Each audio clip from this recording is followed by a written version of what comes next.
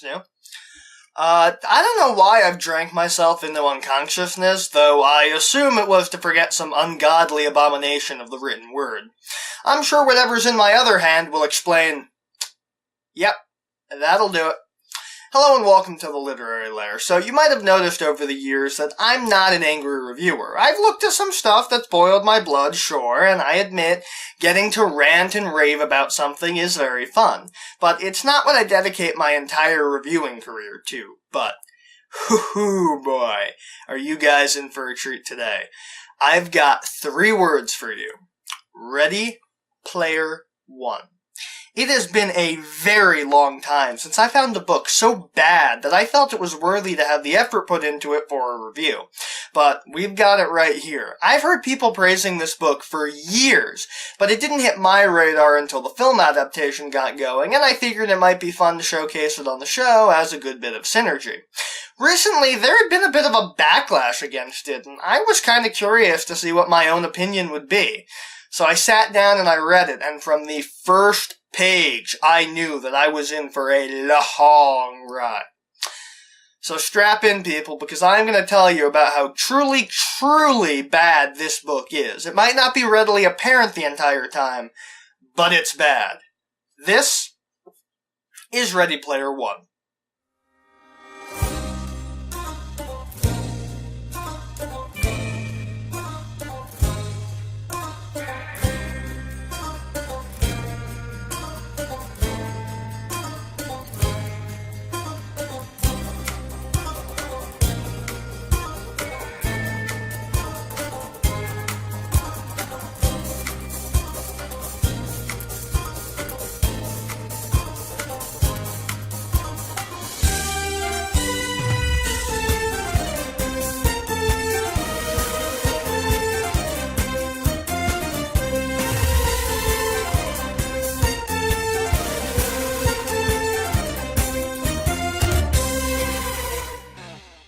The cover is nothing special. You've either got just the title with some video game imagery, or an image of Parzival climbing the stacks. I'm not very impressed with any of them, though I admit it might just be because of my dislike of the book.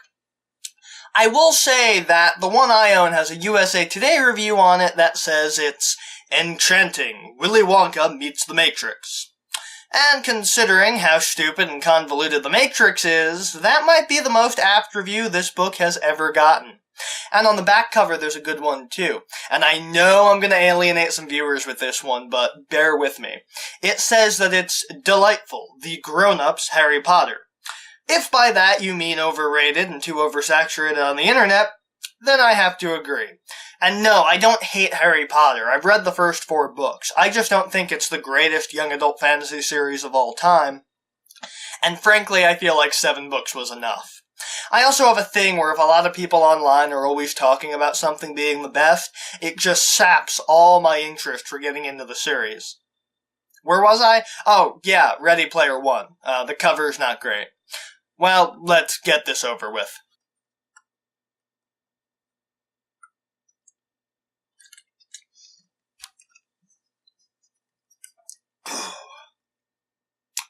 Okay, that should do it. Our story centers around Wade Watts, a teenager living in the dystopia of 2045, where the entire world has gone to shit, with corporations taking over, and because of that, everyone takes refuge inside of Oasis. Not that one.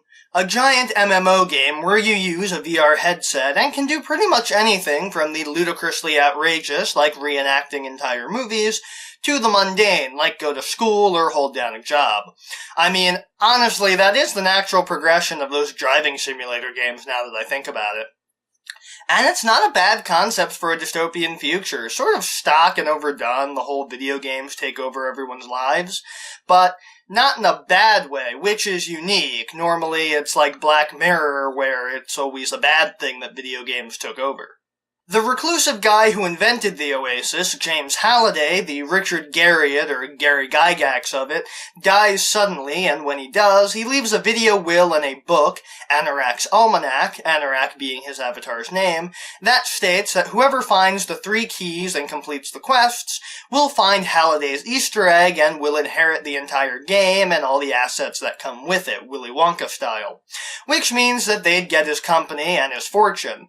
All of the challenges to find the keys are related to the 80s and 80s nostalgia, since that was Halliday's childhood/adolescence, and it's what he loved. This sparks a massive search from both regular players, like Wade, and a massive corporation, IOI, Innovative Online Industries, who want to win so that they can inherit the company and rework it in their twisted image.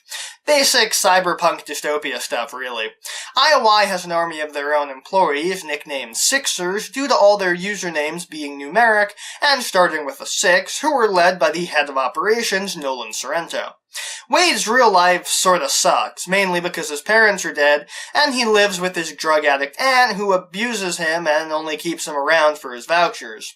He has a safe spot where he can play Oasis, out and away from the stacks. These stacks being vertical trailer parks where everyone lives on top of each other in tall stacks of homes.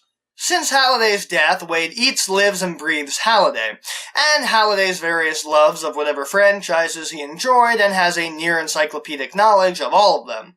Never mind learning their messages or themes or doing any sort of critical analysis, just knowing them front and back is enough for Wade to consider himself an expert. Since Halliday died, Wade has been constantly trying to decipher the clues, like the rest of the players, with the help of his friend H, who is basically his closest friend in the game. His closest friend in the real world is Mrs. Gilmore, a kindly old lady who lives in the stacks, who treats him much nicer than his aunt. One day at school, as he's just skating through until graduation, after which he plans to spend the rest of his life searching for the eggs, he pieces together part of the mystery and discovers the cave where the first key is hidden, inside of a recreation of a location from Dungeons & Dragons, that Halliday hid away on the planet in the game where all the schools are located, implying that he wanted a kid, or at least a young adult, to find the keys. But he's not alone in that discovery, as when he arrives in the cave and defeats the Lich in the game of Joust, an old arcade game that Halliday liked, he meets with Artemis, spelled with a 3 because poor literacy is cool. Though who am I to judge, considering that I'm Mr. BlackScarabFilmZ over here? She's a famous egg hunter, or gunter as they're called, that Wade happens to be a huge fan of and sorta has a crush on. She figures out that he has the key, and when the dungeon resets, he leaves, and gives her a hint as to how to defeat the Lich. Choose the opposite side of the machine that she had been using. Which is really just a royally stupid thing to do. If you want to win the competition, I don't care if you want to get with her at some point in the future. You don't just go out and give hints to the competition. She made it there before you, so she's obviously smarter than you. Wade's kind of an idiot. When he emerges from the cave, his in-game chat module is ringing off the proverbial hook because the scoreboard changed and now everyone knows who he is. He started off as a poor kid with default armor and nothing to his name, and suddenly he has a bunch of real-world and in-game currency and access to basically all his heart's desires in the game. Though because they're friends, he also gives H enough of a hint that they can get the key as well. Next up is finding the lock in which the key goes into, which he finds using the hint engraved onto the copper key, which leads Wade to a VR recreation of Halliday's hometown and to his childhood room, and his TRS-80 computer. Fortunately, Alec and Shanna are nowhere to be found to tout the awesomeness of Tandy's products. He figures out which game to put into the system, the Dungeons of Daggeroth, which unlocks the Copper Gate, whose challenge is to plop the player right into the 1983 film War Games, where the player, who takes the place of Matthew Broderick's character, has to recite every one of his lines in the movie and complete it in order to finish the challenge. And the book frames that as fun. Wade enjoys doing it. I don't call reciting a movie's lines word for word fun. It's challenging, sure, but it's not very interesting is what I'm saying. And because Wade knows all of these things front and back, it's not very challenging for him. After he does so, so do a few other players, including H, Artemis, and 2 brothers, Daito and Shoto, who are from Japan. But it also puts Wade on IOI's radar, and Sorrento asks to meet with him to get him to help their cause, offering him a job. He naturally refuses, and when he does, they reveal that they know exactly who he is, and then proceed to blow up the stacks where he lives to prove it. Wade wasn't there at the time. He lives in a hideout away from his aunt, but they don't know that, and so he tells H and Artemis what happened and skips town, hacking into a database to change his name and fingerprints on file so he can start a new life. Wade also wants to bring everyone together against the Sixers, but because of the nature of the contest, no one wants to work with anyone. Now, I would think that the fact that they tried to kill Wade, and the idea that if they could do that, they could hurt anyone on the leaderboards if they tried hard enough, would scare me enough to at least form a temporary alliance. I get it, lone wolves. There can be only one, but people were murdered. And that's basically the plot. Wade starts plotting to win the contest, find a way to stop the Sixers from targeting and possibly killing everyone else, and he starts trying to win Artemis's heart as well. Over the course of the novel, there is a lot of stuff that happens, so I'm just going to briefly summarize what happens. I know I usually just do the basic premise and the resolution, but you've got to take this journey with me to really understand why I hate this book. Wade breaks down Artemis, and she agrees to date him, but he gets super clingy, confesses his love to her, I remind you they're barely 18, and they get attacked by Sixers, so Artemis breaks it off to focus on the contest, which sends Wade into a funk where he stops caring about himself and the contest since it's at a standstill. He also starts stalking Artemis and sending her mixtapes and the like, all ignored. Dude can't take a hint. Our protagonist, everybody. He ends up actually making friends with Daito and Shoto during an Ultraman quest with them, and they win Ultraman's beta capsule, which Wade lets Daito and Shoto keep because it's Japanese, and also because he's trying to not alienate his only two allies left. Two allies because throughout the failed relationship with Artie, he also butted heads with H and they're not on the best terms. Though H still gives Wade a hint for where the Jade Key is, paying back his earlier hint to H when he found the first key. Wade also gets a mysterious coin from a Pac-Man cabinet that he plays a perfect game on while trying to find the Jade Key. The Jade Key is found on a planet that recreates Zork, an old computer game, and Wade gets it. But after Shoto gets the key, Daito's avatar is killed, and later on, Shoto tells him that not only was Daito's avatar killed by the Sixers, so was Daito in real life. It turns out that they weren't real brothers and only knew each other online, and when they were trying to get the Jade Key, the Sixers showed up, attacked them, and then broke into Daito's house in the real world and threw him out a window, with the media assuming it was a suicide. I assume law enforcement is either paid off by IOI. IOI is really good at covering their tracks. Likely the answer because they had made Wade's explosion look like a meth lab went up, or because he was a shut-in loner playing video games 24/7, they just made assumptions and didn't look into it all that much. Shoto also gives the beta capsule to Wade as decreed by Daito's will. A few days later, Wade finds the second gate in a recreation of the Tyrell building from the original Blade Runner. He puts it in the Voight comp machine and has to play a recreation of Black Tiger, a video game which is like the War Games one, with Wade taking the place of the game's protagonist. Though at least here, I can see why it would be a fun experience since he's actually playing a video game in his real form as opposed to using like a joystick, and that is way more interesting than reenacting a movie. Wade wins and gets the hint for the Crystal Key, which is on a planet dedicated to the band Rush, though the Sixers find the key first. Wade finds the key, but also a hidden hint, one that tells him that the final gate cannot be opened alone. Even though the Sixers had a head start, they didn't find the hint, so they can't open the gate, though they barricade the location of the gate in Castle Anorak, Halliday's fortress, and set up a shield so that no one can get in except them. Desperate times call for desperate measures, and Wade begins a long game of going into debt to IOI, becoming an indentured servant, and getting taken to and housed in one of their facilities to gain access to their computers using stolen codes he bought in an auction. And he also finds their dossiers on the other Gunters, H, Artemis, Daito, and Shoto, and himself. Luckily, they don't know that they have him captured and are nowhere near figuring out the Crystal Gates puzzle, but they know where Artemis and Shoto are, and Sorrento proposed sending agents to abduct them and force them to help solve the puzzle, and then dispose of them. Wade copies all the data to a flash drive and swaps his identity back as he makes his escape. He gets away and sends warnings to Artemis and Shoto, in addition to leaking all the illicit IOI data, including the murder stuff, to the media. He calls a meeting in H's chat room and they talk about what they're going to do and how they're going to get through the shield without the Sixers finding their real-life locations and offing them. They also figure out the puzzle. The gate has the words charity, hope, and faith written on it.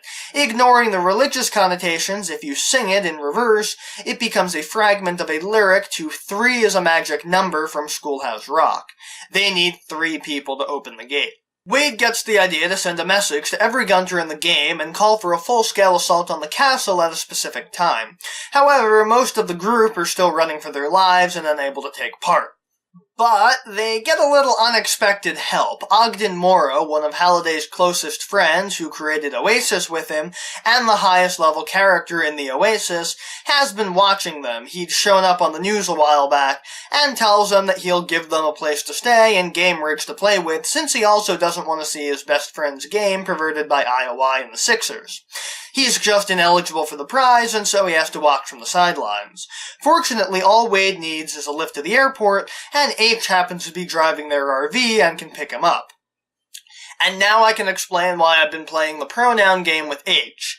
H, while their avatar is presented as a white male, is a gay black woman, having used a white dude avatar because, well, white guys don't get discriminated against. It's explained that H's mother had done the same thing for work, and her daughter copied her strategy.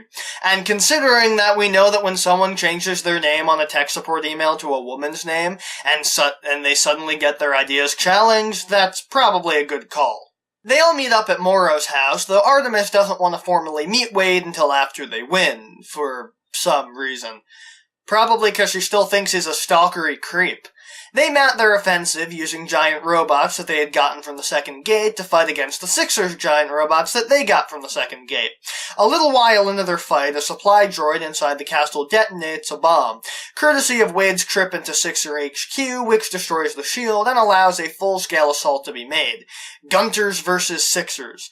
And it's a fairly impressive battle. They plan to head in, but Shoto stays behind to go against Sorrento personally, and is killed as Artie and H make their way into the castle. Wade, in his anger about his aunt, Mrs. Gilmore, Daito, and Shoto, activates the Ultraman capsule and attacks Sorrento's mech and kills his avatar. He catches up with the others as they enter the gate, and the castle blows up. The Sixers' final gambit was detonating a bomb that killed everyone in the vicinity. Except Wade. That quarter he got from the Pac-Man game was a secret power-up. An extra life, meaning that he can enter the gate, though H and Artemis' avatars are dead, and he promises to share the prize money with them as he steps through into a recreation of the Atari game Tempest. He only gets one shot, but Artemis notices that the cabinet is a recreation of the original version, which has a glitch that if you die under extremely specific circumstances, you get a bunch of free lives, a glitch that Wade exploits. He wins, and the next stage is a recreation of Monty Python and the Holy Grail, which he passes with flying colors. And now, the actual resolution. Trust me, I had to recap all of that so you'd see where the ending is coming from. You had to take that journey with me. Wade finds himself in a room with Matthew Broderick's computer from War Games. Jesus Christ, this guy is obsessed with War Games. He has to type in the password, but none of the passwords he can think of related to the movie or Halliday himself work. Then he remembers something he heard from Ogden Morrow. See, Morrow and Halliday had some sort of falling out as a result of Halliday falling madly in love with Kira, one of their D&D buddies, but being extremely nervous around women, he could never make a move, and eventually she ended up falling in love with Morrow. And once they got married, Halliday's intense jealousy forced him to break off their friendship. Which is super duper creepy if you stop and think about it. Life isn't a romantic comedy. She fell in love with someone else. Move on! The point of this is that the password is her D&D character's name, Lucosia. Placing a cartridge for the Atari game Adventure into the computer and finding the secret room in the game, finding the first recorded video game Easter egg, that is literally an Easter egg, gets him Halliday's Easter egg, which is given to his avatar and restores the castle from the effects of the Sixers' attack. Wade places it into a pedestal, and Anorak himself appears before him, before changing to match Halliday's real-life appearance, and the recreation of Halliday tells Wade that he's won the contest. His avatar stats are maxed, and he's given the same powers and abilities as Morrow and Halliday's avatars did. Halliday also shows him a secret panel in the room containing a big red button designed as a shutdown switch for the entirety of the Oasis in the event that it's ever needed. He congratulates Wade and disappears. Wade's first act as Halliday's heir is to remove all of the Sixers from the game and restore H, Artemis's, and Shoto's avatars.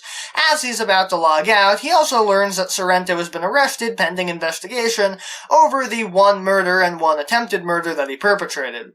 Wade finally logs out, and amidst the congrats from H, Morrow, and Shoto, he goes out and finally meets face-to-face with Artemis, with Wade agreeing to take things slow in the real world, and the novel ends with them kissing, and Wade noticing that, for the first time ever, he has no desire to log back into Oasis. Okay, so Wade kinda sucks. I mean, the internet went crazy praising this book, but also went crazy calling Rey a Mary Sue in the new Star Wars movie.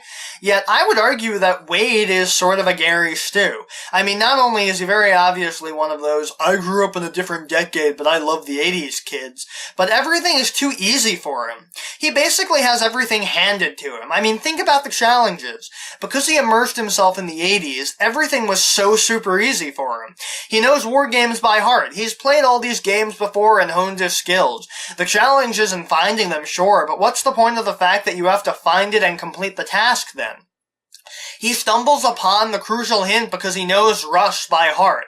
Plus, he's also an expert hacker capable of changing his identity? Give me a break.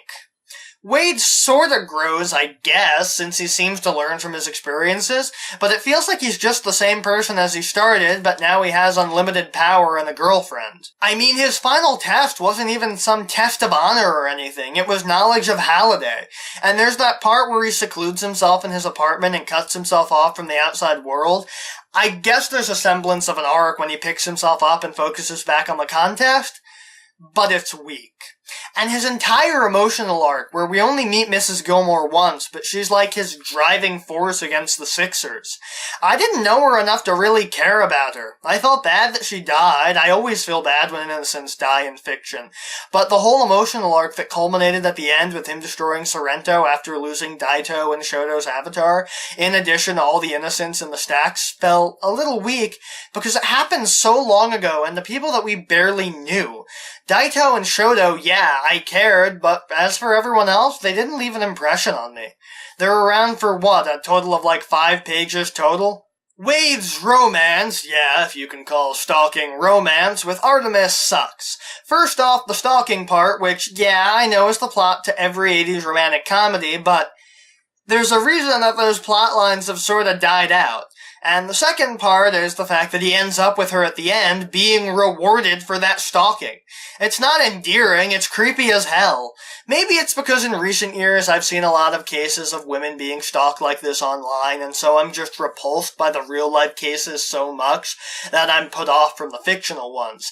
And yeah, I know that he loves her, but love doesn't negate creepiness. And then we're told that the entire reason that she didn't want to meet Wade was because she's insecure about a birthmark. Give me a frigging break, he was a creep! Oh, and while we're at it, Parzival is a stupid username, but then again, who am I to judge? H is fun. I wish we had more of a focus on H. H, or Helen Harris, her real-life name, is a gay black woman who travels around in an RV after her mother kicked her out because of her sexuality. Why is she not the protagonist? I found myself liking H a lot more than Wade from the start, and once we found out her backstory, I wanted to know more. Then again, maybe I don't want Klein writing a female protagonist. I mean, between the two, count 'em, 2 female characters we have in this book, one is a white dude until the very end, which admittedly I liked because it gave H an interesting character element, but Artemis. It's really just the writing around her that I hate. Klein writes all of Wade's narration when he describes her, peppered in with stuff like, I found her undeniably attractive, and he fixates on her looks and body, and Artemis sort of falls into that not like other girls, gamer girl stereotype, which is both overdone to death and unrealistic. Women have been into geek culture since before Star Trek, if you can believe it. Plus, Klein puts in the whole, other writers write women looking all skinny like porn stars, but my female characters are realistic looking, which sort of feels like... It feels like he is slapping his own salami. I mean, let me read you off this quote directly from the book. Artemis's body was also somewhat unusual. In the Oasis, you usually saw one of two body shapes on female avatars. The absurdly thin yet wildly popular supermodel frame, or the top-heavy, wasp-waisted, porn starlet physique, which looked even less natural in the Oasis than it did in the real world. But Artemis's frame was short and Rubenesque, all curves. He's pretty much saying that I could have written her to look like that, but nope. More importantly, the entire romance arc that they have shows Artemis as a distraction to Wade. He fixates on her more than the quest, which ends up as a detriment and ties back into Artie's dislike of the relationship being from her own insecurities and not on Wade's clearly wrong behavior. Even Halliday's story is sort of creepy and very nice guy-ish. His whole deal with Morrow and Kira is just... no. I mean, am I the only one who finds it a little weird that he couldn't bear to even be friends with someone that he had a crush on? It's like literally the exact plot from the song Jesse's Girl by Rick Springfield, which, despite being really catchy and having a nice melody, is super freaking creepy. I know they might have been strong feelings, but obviously Kira and Morrow clicked and were meant for each other. There are a lot of fish in the sea, Halliday. It doesn't endear me to him that he broke off a years-long friendship over jealousy about Kira. I mean, I've had feelings for girls that never panned out. You know what I did? Did I stop being friends with them? No, I moved on. Admittedly, it's hinted in the book that he might have had Asperger's, but I don't think it's ever confirmed, and even then, it's creepy. And I know we're supposed to be impressed that he left his company to a worthy successor, but the world's gone to shit, and you basically own an entire second world and have untold riches, and you didn't think to try to help the world? Even Highlander 2 had Connor MacLeod, after he gains all the knowledge of the world from the prize, try to save the Earth from going to hell. He fails and it goes anyway, but at least he put the effort in. I can't believe it. I'm actually praising Highlander 2. God, this book is bad. Artemis's idea for if she won the prize was to help the world. Why didn't Halliday think of that? And seriously, he's hedging his bets on that some kid would win the contest and use the power wisely. What if the winner was someone like Wade, but a lot more unhinged? What if Wade was a sociopath that just happened to figure out all the clues? He could hold the entire world hostage with that red button. Just seems like a giant oversight, considering that Halliday couldn't have known who was going to win. At least Willy Wonka actually got to see his 5 potential heirs before he handed over the factory.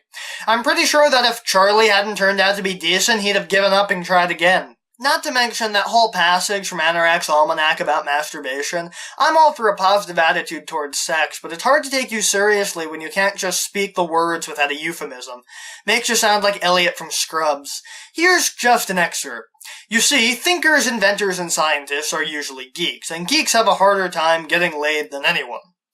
First of all, that's probably not true. I mean, I can't speak for everyone, but considering that geek is, for lack of a better term, chic now, I don't think that that's entirely true. Maybe in the 80s, but certainly not today, and at least not for the sole reason of being geeks. Maybe people like Halliday who have issues with social contact might, but other than that, I don't think so. And you can bet that Galileo, Newton, and Einstein never would have made their discoveries if they hadn't first been able to clear their heads by slapping the salami, or knocking a few protons off the old hydrogen atom. The same goes for Marie Curie. Before she discovered radium, you can be certain that she first discovered the little man in the canoe. First of all, I don't want to be thinking about Einstein, Galileo, Newton, and Marie Curie masturbating.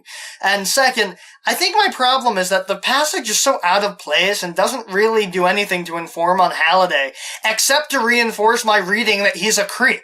The other characters, like Daito and Shoto, were also really strong.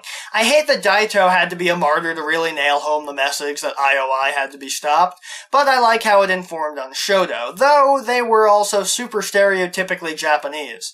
I mean, the bowing, the honor, they're not particularly creative characters, but Shoto's arc of finally accepting help after Daito's death was decently done.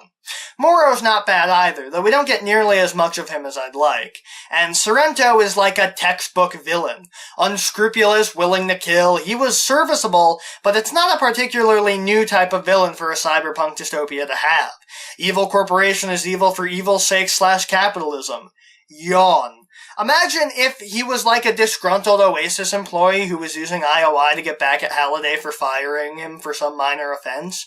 Revenge isn't new, but it would have at least made Sorrento stand out from the myriad other corporation-based villains in sci-fi. I could sense the evil seeping off of him from the first scene when he invited Wade to meet with him. The suspense is actually done fairly well, and I felt invested and on the edge of my seat throughout Wade's incarceration at IOI and during the final battle with the Sixers. It's just a shame that they had to slow it down with the boring Monty Python reenactment. Not that I think Monty Python is boring, I don't. Monty Python and the Holy Grail is a great movie, and I happen to really enjoy it. I just don't think that when we have the final battle end on page 350 that there should still be a bunch of other stuff happen after before Wade finally wins. It kills the momentum since the final challenge isn't nearly as exciting or tense as the battle is. I mean, there's the battle with the giant robots, and then there's living through Monty Python.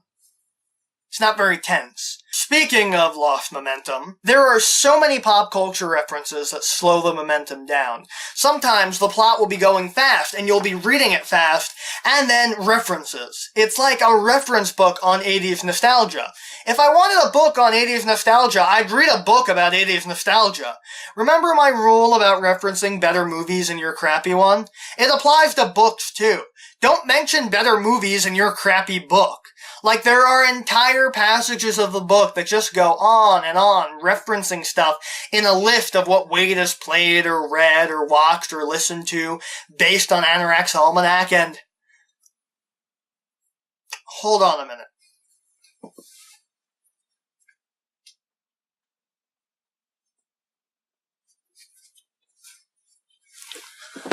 Okay, let's take an aside for a moment to talk about a different book. Sideways by Rex Pickett. I actually really want to review this properly one day, but by sheer luck, I was assigned to read this book for my screenwriting adaptation class 2 weeks before I started putting this review together. So I managed to find the perfect book that takes what Ready Player One could have and should have been, and made it work. Not to go into great detail, like I said, proper review is coming at some point, probably this year, but Sideways is about two guys who go to California wine country for a bachelor's week before the main character's best friend's wedding.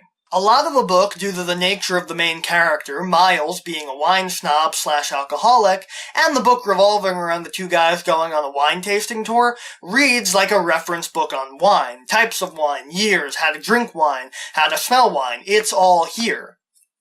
Just like Ready Player One and the 80s nostalgia.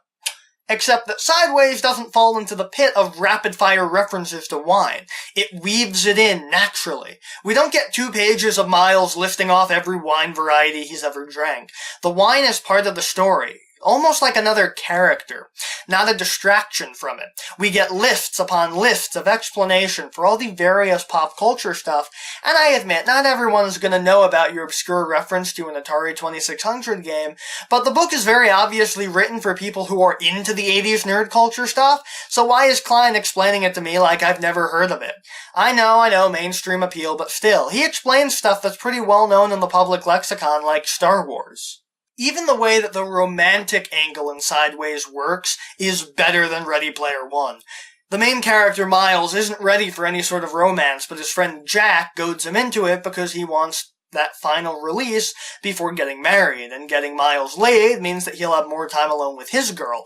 And there's a huge thing where he gets dumped because her best friend, Jack's date for the week, went and found out that Jack was getting married and Miles kept that secret, and so she's pissed at him. And he doesn't stalk her. He tries to explain that he wanted to tell her, but he didn't want to ruin what might possibly be the last week he ever spends with his best friend, and she does forgive him at the end, but his behavior wasn't really creepy. His behavior was not normal, but it was at least able to be forgiven. Stalking can't be forgiven. The pacing of Ready Player One is actually pretty decent. Apart from losing momentum, when it's supposed to be fast, it's fast. When it's supposed to be slow, it's slow. Some parts are a slog, especially when we start getting bogged down with all the reference book stuff, but overall the progression of the action isn't bad. The dialogue isn't great, but it's far from the worst dialogue I've ever read in a book. The worst I can say about it is that it's saturated with either pop culture references or leet speak that feels out of place in 2018, let alone 2045. My real problem with Ready Player One, the biggest issue, is that there's some decent stuff in here. The basic premise, the action, and pacing. It's really damn good, to be honest. It's just, Wade is not a great protagonist, and the romantic arcs in the book suck. And honestly, our protagonist should have been H. Pretty much the entire world revolves around 80s nostalgia because this one guy liked it, and it's justified in the story, but it is so pretentious. I know I'm pretentious as shit, but, I mean, bear with me. We have to sit through recreations of movies. If I wanted to do that, I'd watch the damn movies. This is Ernest Cline's nostalgia, and he worked it into his dystopian future. Poorly. Do I recommend it? Hell no. This book has so much wrong with it. I honestly can't recommend it. If I wasn't against damaging any type of book out of principle, I'd destroy this copy because I never plan to read it again. But can I say that I didn't, against my better judgment, enjoy parts of it? No. And that's what makes me so mad. That's why I hate this book. Because there are parts of it that I genuinely liked about it. It's why I didn't get so angry at the book and yell and get loud. Because it makes me a hypocrite. I'm mad at myself for liking those parts because the rest of it is garbage. The protagonist sucks and the deified creator of Oasis is a creep. The best character is relegated to the side and the love interest is one-dimensional, but framed as if she isn't. But I got invested. I stayed up late finishing it because I wanted to see how it ended. Was it satisfying? Not really, but I actually liked it. Maybe it's because I always try to find the good and even the worst, but stay far away from this book, and unless Spielberg made copious edits to the screenplay, which I doubt, stay far away from the movie too. Ready Player One might have been one of the best books of 2011, according to several media outlets, but it's one of the worst books that I've read in 2018 so far.